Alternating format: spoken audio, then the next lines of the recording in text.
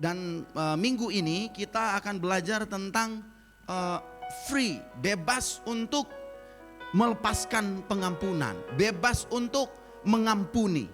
Free to forgive, bebas untuk mengampuni, melepaskan pengampunan. Dan saya kasih tema firman Tuhan saya adalah pengampunan yang membebaskan. Pengampunan yang membebaskan. Saudara, saya bawa paku, dan di pengampunan, tidak mengampuni itu seperti kita menancapkan paku di dalam tangan kita, dan kemudian paku itu terus-menerus melukai, terus-menerus melukai sampai paku itu menembus tangan kita. Ketika kita disakiti, paku ini akan terus menghasilkan luka yang baru, luka yang kembali berdarah. Harusnya hampir sembuh lukanya, tetapi karena kita tidak mau mengampuni, maka luka yang hampir sembuh itu kemudian menjadi luka kembali. Dan kalau luka yang berulang-ulang, itu akan menghasilkan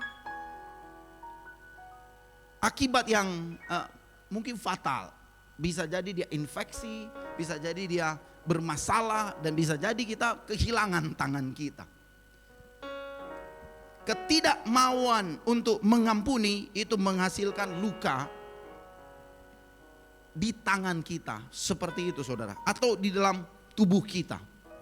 Mari kita lihat firman Tuhan di dalam Kolose pasalnya yang ketiga, ayatnya yang ke-13. Kolose 3 ayat 13.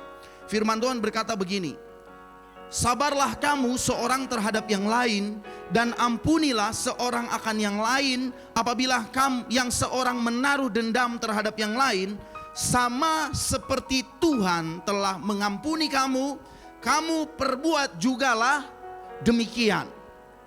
Sama seperti Tuhan telah mengampuni kamu, kamu perbuat jugalah demikian.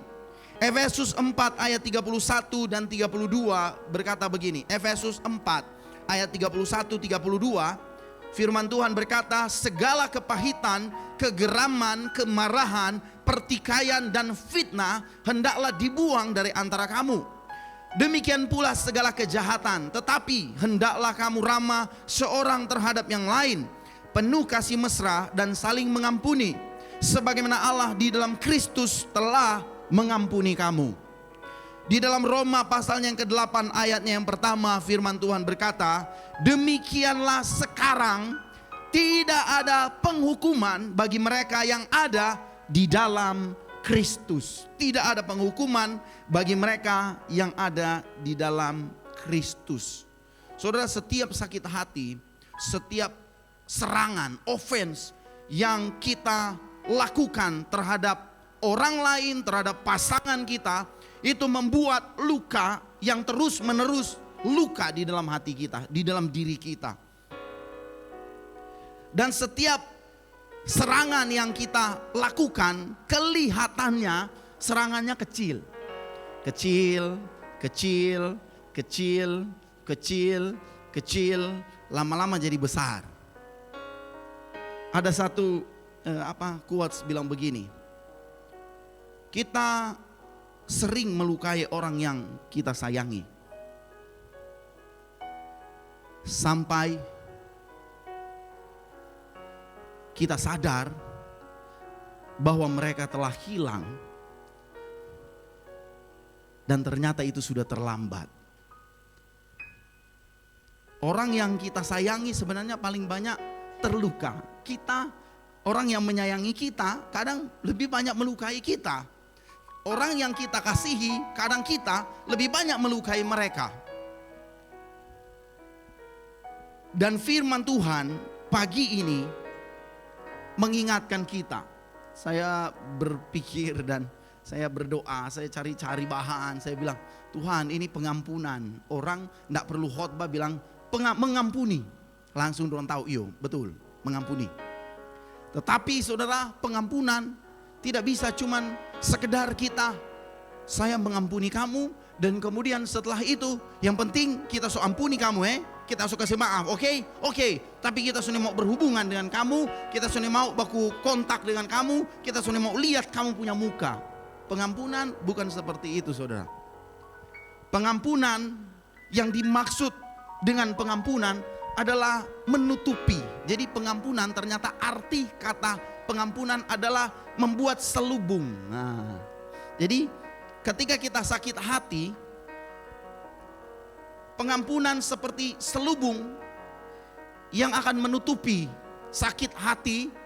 Dan kemudian ketika kita menutupi sakit hati, yang kelihatan bukan lagi sakit hati. Yang kelihatan adalah sesuatu yang baru, yang siap untuk kita sama-sama bangun kembali. Sakit hati tidak pernah hilang, bekas lukanya ada. Saya pikir-pikir, saya mungkin pernah khotbah ya. Kalau kamu mengampuni, jangan tinggalkan bekas. Saya pernah khotbah ya, saya lupa. Tetapi saya dikoreksi. Kamu jujur dengan dirimu sendiri. Jadilah manusia yang jujur. Kalau kamu pernah sakit hati itu tidak akan pernah hilang bekas lukanya. Makanya saya kasih poin yang pertama, scars not wound. Bekas bukan luka. Sakit hati tetap meninggalkan bekas. Yang setuju bilang amin. Ada yang pernah lupa? Ketika saya mengampuni, saya langsung lupa semuanya. Tidak ada ya, Mek? Tetap ada bekas, saudara. Tetapi yang harus kita bawa bukan luka, melainkan bekas luka. Saya punya bekas luka di sini, saudara. Dan ini gak akan pernah hilang. Boleh kata pastor pakai teknologi sekarang. Bekas luka ini dulu waktu dia luka, sakitnya minta ampun, saudara. Saya sudah dibius, tetapi sakitnya tetap, rasa sakitnya tetap. Saya pusing-pusing karena dibius, waktu dijahit, bekas sakitnya terasa. Saya bataria, tapi kakak bilang katanya, itu kita ada bataria satu kampung ada dengar. Itu mungkin hiperbola juga ya. Tapi bekas lukanya sakit. Tetapi setelah sekian lama bekas luka itu menjadi bekas luka. Dulu kepala saya sering sakit dan kemudian kalau dipencet bagian ini sakit, saudara. Tetapi sekarang bekasnya masih ada. Tetapi tidak lagi menyebabkan saya sakit. Bekasnya ada, saudara. Tetapi bekas itu tidak meninggalkan sakit. Gak ada lagi. Ada orang yang punya bekas luka dan kemudian sakit, sudah sembuh toh, sakit. Itu memang terlalu lebay. Pastikan ketika kita memilih untuk mengampuni, pastikan kita tidak membawa luka. Tinggalkan luka dan biarkan bekas luka itu tetap ada. Tetapi percayalah bekas luka itu tidak akan pernah menyakiti saudara lagi. Sama seperti Yesus, saudara. Ketika dia bangkit, bekas paku di tangannya masih ada. Betul? Tetapi bekas paku di tangan Yesus itu membawa keselamatan kepada Thomas. Siapa yang pernah dengar ceritanya? Bekas luka akibat sakit hati di dalam diri kita itu bisa membawa hubungan kita semakin erat. Kepercayaan kita semakin erat satu dengan yang lain. Pastikan saudara membawa bekas, bukan luka. Kalau bisa menerima sebagai bagian dari hidup kita, kita akan bebas dari itu. Kalau kita bisa menerima sakit hati di dalam diri kita sebagai bagian dari kehidupan kita, bekas luka akibat sakit hati di dalam diri kita bisa kita terima, maka bagian itu akan membebaskan kita, memberikan kita kebebasan. Dan kita bisa pastikan ketika yang tersisa bekas luka, maka bekas luka itu akan menjadi kesaksian.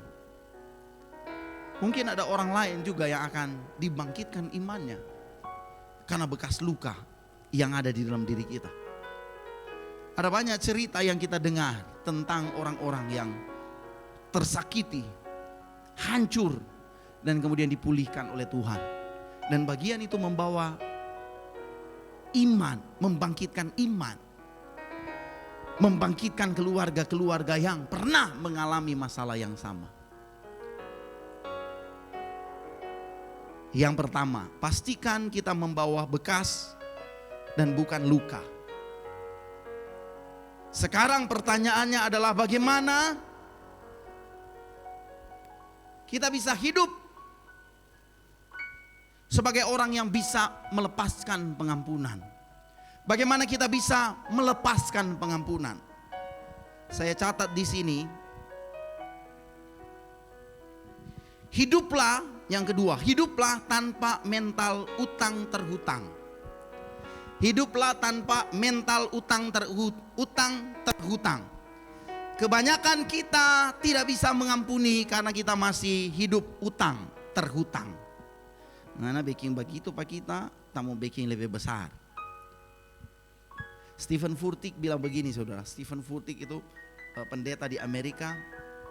Dia bilang begini, pengampunan bukanlah tentang menghitung seberapa banyak skormu, tetapi pengampunan adalah tentang berhenti menghitung. Oh, ngana bikin salah 1, tunggu, tapi kesabaran 10. Ngana bikin salah 2, bikin salah 9, langsung turun bilang 1 kali lah ngana, habis ngana. Dulu orang anak-anak bilang 1 kali lah ngana pica-pica ngana. Wah, ya. 10 habis sudah.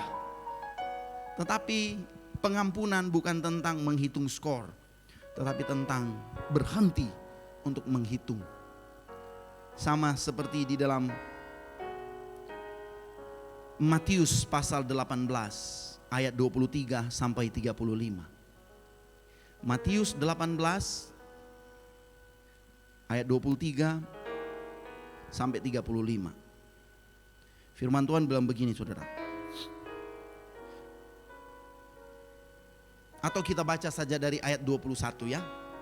Maaf multimedia, mulai ayat 21. Perumpamaan tentang pengampunan. Firman Tuhan berkata, kemudian datanglah Petrus dan berkata kepada Yesus, Tuhan, sampai berapa kali aku harus mengampuni saudaraku jika ia berbuat dosa terhadap aku? Sampai 7 kali? Yesus berkata kepadanya, bukan. Aku berkata kepadamu, bukan sampai 7 kali, melainkan sampai 70 kali 7 kali. Ayat 23, sebab hal kerajaan sorga seumpama seorang raja yang hendak mengadakan perhitungan dengan hamba-hambanya. Setelah ia mulai mengadakan perhitungan itu, dihadapkanlah kepadanya seorang yang berhutang 10.000 talenta. Tetapi karena orang itu tidak mampu melunaskan hutangnya, raja itu memerintahkan supaya ia dijual beserta anak istrinya dan segala miliknya untuk membayar hutangnya. Maka sujudlah hamba itu menyembah dia, katanya, sabarlah dahulu, segala hutangku akan kulunaskan. Lalu tergeraklah hati raja itu oleh belas kasihan akan hamba itu, sehingga ia membebaskannya dan menghapuskan hutangnya. Tetapi ketika hamba itu keluar, ia bertemu dengan seorang hamba lain yang berhutang 100 dinar kepadanya. Ia menangkap dan mencekik kawannya itu, katanya, bayar hutangmu. Maka sujudlah kawannya itu dan memohon kepadanya, sabarlah dahulu, hutangku itu akan kulunaskan. Tetapi ia menolak dan menyerahkan kawannya itu ke dalam penjara sampai dilunaskannya hutangnya. Melihat itu, kawan-kawannya yang lain sangat sedih, lalu menyampaikan segala yang terjadi kepada tuan mereka. Raja itu menyuruh memanggil orang itu dan berkata kepadanya, "Hai hamba yang jahat, seluruh hutangmu telah kuhapuskan karena engkau memohonkannya kepadaku. Bukankah engkau pun harus mengasihi kawanmu seperti aku telah mengasihani engkau?" Maka marahlah tuannya itu dan menyerahkannya kepada algojo sampai ia melunaskan seluruh hutangnya. Maka Bapakku yang di sorga akan berbuat demikian terhadap kamu juga. Terhadap kamu, apabila kamu masing-masing tidak mengampuni saudaramu dengan segenap hatimu. Yesus tidak pernah main-main dengan pengampunan. Karena pengampunan adalah bagian terpenting dari sebuah karya keselamatan. Tanpa pengampunan, kasih menjadi sia-sia. Tanpa pengampunan. Dengan pengampunan, kasih menjadi sempurna.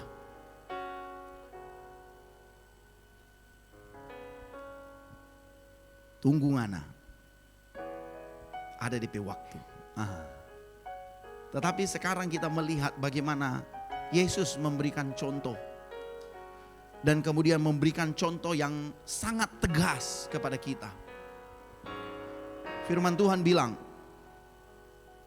Matius 6 ayat 14-15, "Karena jikalau kamu mengampuni kesalahan orang, Bapamu yang di sorga akan mengampuni kamu juga. Tetapi jikalau kamu tidak mengampuni orang, Bapamu juga tidak akan mengampuni kesalahanmu." Ada orang tanya, dosa apa yang tidak diampuni? Dosa yang tidak mau mengampuni. Kalau kita nggak mengampuni, Bapa di sorga tidak akan mengampuni kita.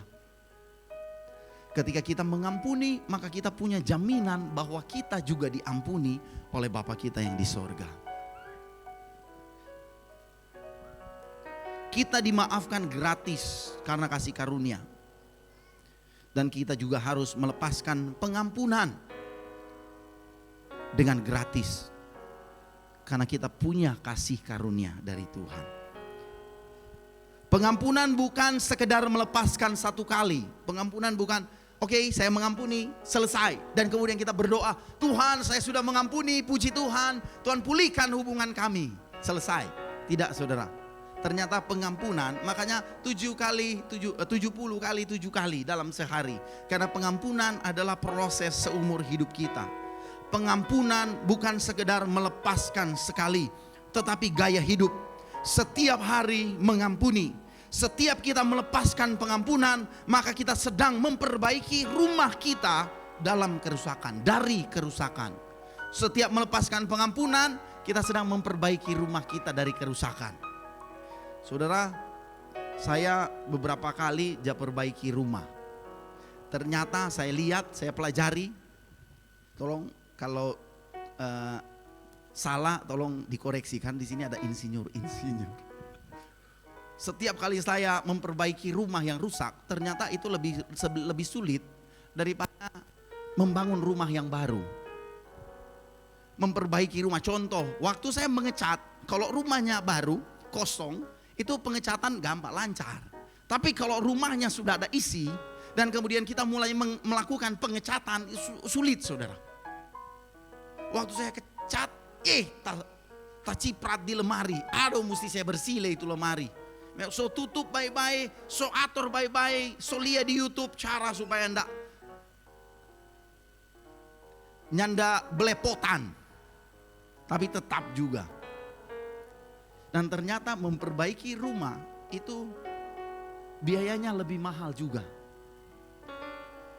Dan itu repotnya lebih repot daripada membangun rumah yang baru. Ketika kita mengampuni setiap hari, kita sedang melakukan perbaikan kepada rumah kita dari kerusakan. Ayo praktekkan pengampunan setiap hari, saudara. Yang ketiga, yang terakhir, pengampunan adalah titik terberat untuk dilepaskan. Pengampunan adalah titik terberat untuk dilepaskan. Dan sebenarnya titik terberat itu bukan melepaskan pengampunan kepada orang lain. Bukan, saudara. Sebenarnya titik terberat melepaskan pengampunan adalah kita melepaskan pengampunan kepada diri kita sendiri. Itu titik terberat. Karena kenapa? Karena kadang kita sebagai orang Kristen, Kita sering menyangkal bahwa kita sakit hati. Kamu ada masalah dengan dia? Enggak baik-baik tuh orang. Ada masalah, ada pelia. Oh enggak, dia tanya kok ke dia. Baik-baik tuh orang, aman tuh orang. Aman, chicks begitu. Kita tidak mau mengakui bahwa kita juga terluka. Dan titik terberat dari pengampunan sebenarnya bukan melepaskan pengampunan kepada orang lain, tetapi melepaskan pengampunan kepada diri kita sendiri. Matius 6 ayat 12. Dan ampunilah kami akan kesalahan kami, seperti kami juga mengampuni orang yang bersalah kepada kami. Kita tidak akan bisa mengampuni orang lain kalau kita tidak mengampuni diri kita. Kita tidak akan bisa mengasihi orang lain kalau kita tidak mengasihi diri kita sendiri terlebih dahulu. Saat kita mulai mengampuni diri kita dari titik adalah titik ketika kita benar-benar dibebaskan. Saya cari bagaimana cara mengampuni diri sendiri. Terima kenyataannya. Boleh cari di ChatGPT, cari apa lagi? Cari di Google. Ada cara-cara untuk mengampuni. Tetapi yang pasti pengampunan adalah tindakan kita secara sadar untuk melepaskan, untuk menerima kenyataan, untuk melupakan segala yang terjadi, untuk menerima bekas luka yang pernah terjadi, untuk menerima apa adanya orang lain, untuk menerima bahwa kita lebih dahulu telah diampuni oleh Tuhan. Dan kita punya tugas, tanggung jawab. Kita punya tugas yang sama untuk mengampuni orang lain. Sama seperti Bapamu yang di sorga mengampuni kamu, demikian juga kamu mengampuni orang yang bersalah kepada kamu. Matius 6 ayat 12. Dan ampunilah kami akan kesalahan kami, seperti kami juga mengampuni orang yang bersalah kepada kami. Kolose 3 ayat 13. Sabarlah kamu seorang terhadap yang lain, dan ampunilah seorang akan yang lain. Apabila yang seorang menaruh dendam terhadap yang lain, sama seperti Tuhan telah mengampuni kamu, kamu perbuat jugalah demikian. Mari kita tunduk kepala, saudara.